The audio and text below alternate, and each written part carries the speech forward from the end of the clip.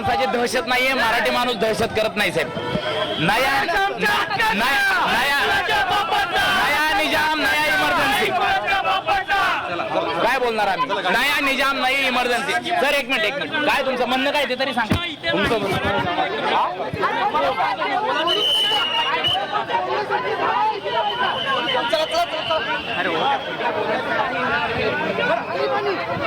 नवीन आणीबाणी आहे, नया निजाम नई बंदिशी. आपण काय तुमचं म्हणणं काय?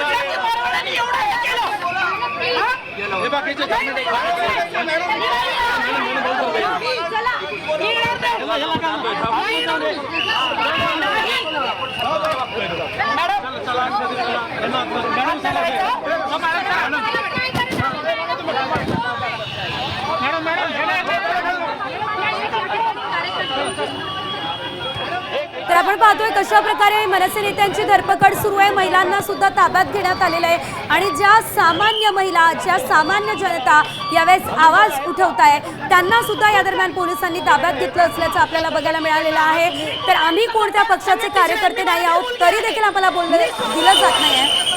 रस्त्यावरती उभं राहून सुद्धा देत नाहीयेत. नव्या सरकारची नवी आणीबाणी आहे. काल परवा आणीबाणीचा निषेध करणारी लोक आज हे पोलिसांच्या थ्रू आणीबाणी लादतायत. रस्त्यावरती उभं सुद्धा राहून देत नाहीयेत. परवाचा मोर्चा बिना परवानगी झाला.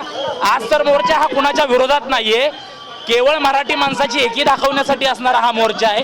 एवढी दडपशाही, एवढे हजारो पोलीस एक शब्द तोंडातनं काढला तर उचलून गाड्यांमध्ये टाकतायत, जबरदस्ती करतायत. आम्ही काय मराठीमध्ये राहायचं नाही. हे चाललंय काय नक्की? पोलिसांचं म्हणणंच सांगत नाही. त्या डीसीपी गायकवाडांना मी विचारतोय तुमचं काय म्हणणं आहे? आम्ही मोर्चा मी संपवायची जबाबदारी घेतो, ते बोलायला तयार नाहीयेत. आम्ही 5 मिनिटं बोलतो चौकात आणि मोर्चा संपवतो याची जबाबदारी नाहीये. मी मराठी मुलगी आहे, मी शिवरायांची मुलगी आहे.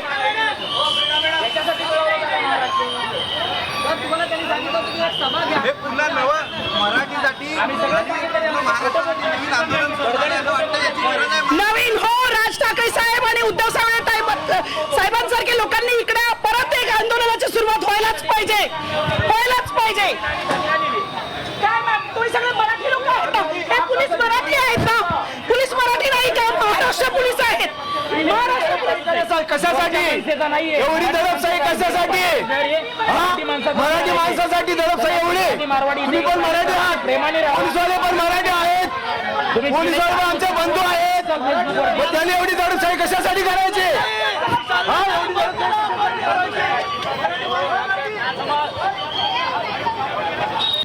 आता isakal.com आहे देशातील नंबर 1 ची मराठी न्यूज वेबसाईट. प्रत्येक अपडेटसाठी isakal.com ला नक्की भेट द्या.